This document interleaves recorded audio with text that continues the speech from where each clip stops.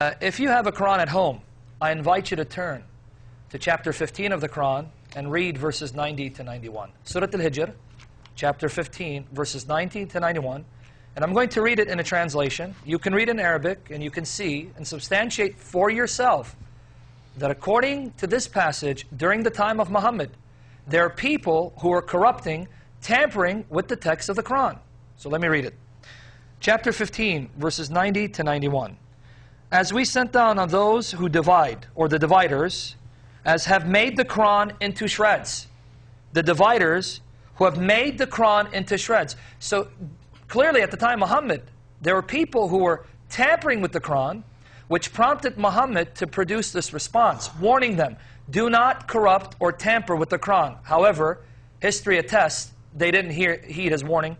They decided to add verses, omit verses, add chapters, omit chapters. In fact, this very translation in my hand by Abdullah Yusuf Ali provides an example of a missing clause from one of the verses of the Quran, a missing statement from one of the verses of the Quran. In fact, again, I invite my Muslim neighbors to turn to chapter 33, verse 6. Turn to chapter 33, verse 6. In the standard version of the Quran today, this is how it reads. The Prophet is closer to the believers than their own selves, and his wives are their mothers. Abdullah Yusuf Ali has a note, note 3674, and this is what it says about that section which I just read. Let me read it one more time.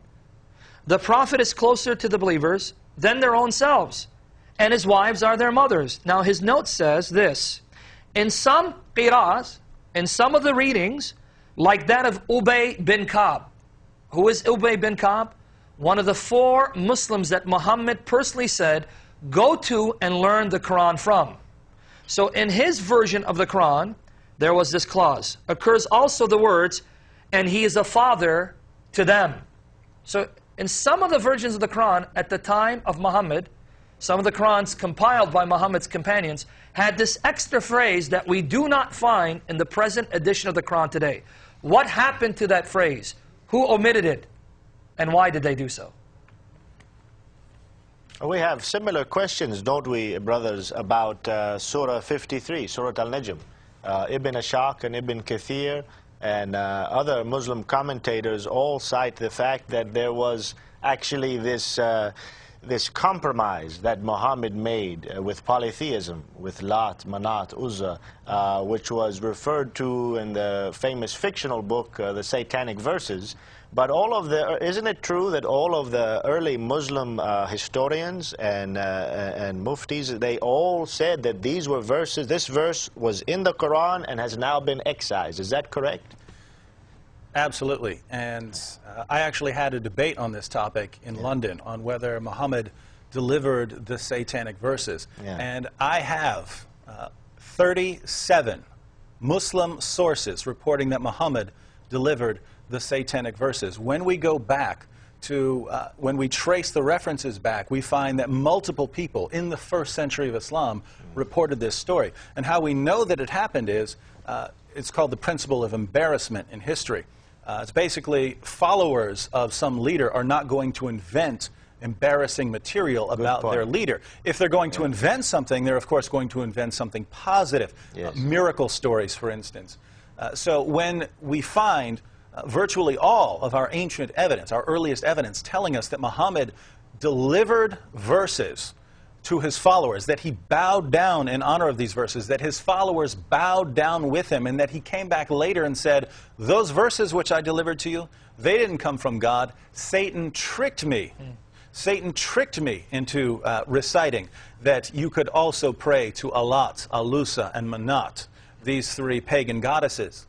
When Muhammad's followers report that he delivered these verses to them and that he took them back as references from Satan, we know this is not something that any Muslim would make up. Yeah. Well, doesn't this, of course, beg the question that if there is one part of the Quran that could have been supplied by Satan, what other parts of the Quran might be supplied by Satan? We know, of course, that Muhammad, when he first received the revelation, that he felt as if it was perhaps an evil spirit that was bothering him. And sometimes he would hear a bell ringing. And another hadith says that the bell is the noise of Satan. The instrument of Satan. Very interesting. You know. We also have references in Al-Bukhari, Islam's most trusted collection of ahadith. We have multiple references in Al-Bukhari saying that Muhammad was a victim of black magic, that if a Jewish magician got a hair from his hairbrush and was able to give Muhammad false beliefs and delusional thoughts for about a year. Now, this is God's greatest prophet and messenger, according to Islam. And according to Islam's most trusted collection of ahadith, this great man was a victim of black magic. And this is important because this is a spiritual attack. And a spiritual attack against God's greatest messenger, according to Muslim sources, could be successful. Now, just to give a personal experience, several years ago, a high priest of Wicca, this is witchcraft, a high priest of Wicca tried to cast a spell on me to keep me from challenging him. That man died within months. Now, did God kill him? I don't know. I don't know. I have no idea. But I know this. The spell he tried to cast against me did not work. Why? Praise God. Because he who is in me is greater than he who is in the world. Hallelujah. And the point is, who am I? I'm just a Christian. It makes no sense to me to say that God would protect a Christian from protection, but not protect his greatest prophet from spiritual attack, if Islam is the truth. Would you like to say more on this topic, Nabil? I would like to say a little bit more on the issue of the Quran having been preserved. We know, as I started mentioning earlier, Ubay ibn Ka'b, as Brother Sam had mentioned, is one of the top 4 reciters, top 4 teachers of the Quran. If you have the same numbering system of Sahih Bukhari that I do, I know we all have different numbering systems, but that hadith, if you wish to look it up, is number 3808. 4 top teachers of the Quran, Abdullah ibn Masud is one, Ubay ibn Ka'b is another. Now, notice another hadith from Sahih Bukhari. This one is 5005 if you have it. The hadith says, Umar said, Ubay was the best of us in recitation of the Quran, yet we leave some of what he recites. Ubay says, I have taken it from the mouth of Allah's messenger and will not leave it for anything whatever. Amazing. Notice that. Ubay ibn Ka'b. Now in Sahih Bukhari, Ubay ibn Ka'b himself says, I heard something from the mouth of Muhammad and I will not leave it. Muhammad said, this is one of the top 4 teachers. And yet we do not have it in today's Quran. Now there's a lot more that Ubay ibn Ka'b said should be in the Quran. Actually, we know from history that Ubay included 116 chapters in his Quran. That's right. How many are there today? Exactly. 114. So 2 chapters that Ubay included are not included in today's Quran. I ask you, why not? Very good. Have they been lost? If they're not lost, where are they? And why are they not included? Why did one of Muhammad's top teachers say they should be included? And in fact, these 2 chapters, Muslims do know them today. They know them as prayers. They don't include them in the Quran. And I ask why? Isn't it well known what should be part of the Quran and what shouldn't? Why does one of Muhammad's top teachers not include what should be part of the Quran? But let's turn to the number 1 teacher now, Abdullah ibn Masud. He was the number 1 teacher, the first person Muhammad picked. He had only 111 chapters in his Quran.